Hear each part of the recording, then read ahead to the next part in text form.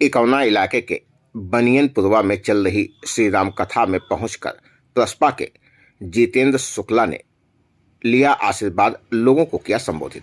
श्रावस्ती जनपद के इकौना इलाके के बनियनपुरवा की ये तस्वीरें, जहां पर श्री राम कथा का आयोजन किया जा रहा है, जहां पर भारी तादाद में लोग पहुंचकर श्री राम कथा का आनंद ले रहे हैं। यहां पर पहुंचकर बीती रात प्रसपा के जितेंद्र शुक्ला ने आशीर्वाद लिया तथा लोगों को संबोधित करते हुए जनसंपर्क भी किया।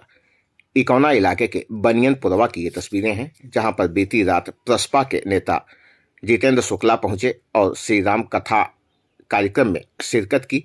साथ ही यहां आशीर्वाद लेते हुए लोगों को संबोधित किया और लोगों से बातचीत कर लोगों से मुलाकात की। इकौना इलाके के बनियनपुरवा का मामला।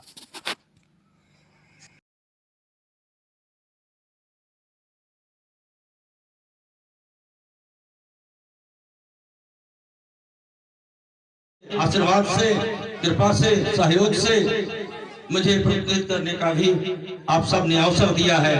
मैंने अपने कर्म को बखूबी निभाया है और मैं इस पीठ पर बैठ करके, खड़े होकर के इस पीठ के समक्ष, माँ काली के समक्ष मैं सदैव कहता आया हूँ। पिछले वर्ष भी मैंने कहा था कि मुझे जो भी जिम्मेदारियां मिलेंगी उसके कर्म में करने में मुझे कोई चूक नहीं होगी। मैंने अभी बिना आप सबसे पूछे हुए एक राजनीतिक दल भी हासिल, एक राजनीतिक दल में शामिल भी हुआ हूं। उसके विषय में भी मैं आप सबकी अनुमति लेता, लेकिन समय बहुत कम था। ऐसी कुछ स्थितियां बनी कि मुझे निर्णय लेना पड़ा। मैं माननीय शिवपाल सिंह यादव जी के साथ उनकी पार्टी में शामिल हुआ। क्योंकि आप लोगों से मेरी बात नहीं हो पाई, मैं सब लोगों से पूछ नहीं पाया, मैं सब लोगों से अनुमति नहीं ले पाया। इसलिए मैंने निवेदन किया है अपने पार्टी के राष्ट्रीय अध्यक्ष माननीय शिवपाल यादव जी से, आपको आपके घर में उनको बुलाने के लिए मैंने उनसे निवेदन किया है और उन्होंने मुझे वादा भी किया है कि जनवरी के प्रथम सप्ताह में वो आपके क्षेत्र में आएंगे। मैंने सोचा कि बिना बात किए हुए मैंने फैसला लिया है, तो अपने नेता को, अपने राष्ट्रीय अध्यक्ष को आप लोगों के बीच में ला करके मैं उनसे ही सीधे आपकी बात करा दूं, उनसे मैं आपको उनसे रूबरू करा दूं।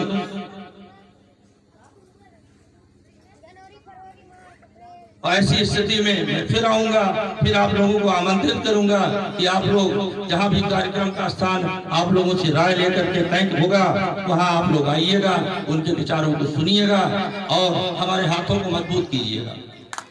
साथियों, जब तक आपका परिवार का कोई आदमी, कोई बेटा इस धरती से निकल करके राजनीति के शिखर पर नहीं पहुंचेगा, राजनीति की ऐसी स्थिति में नहीं पूछेगा, जो निर्णय लेने की क्षमता जिसके पास हो, जो कुछ कर सकता हो, जो कुछ करने की मात्रा रखता हो, तब तक क्षेत्र का विकास नहीं होगा। इधर इन दिनों में मैं इटावा, मैनपुरी, सैफई मैं कई बार गया हूं। मैंने देखा है कि विकास किसे कहते हैं।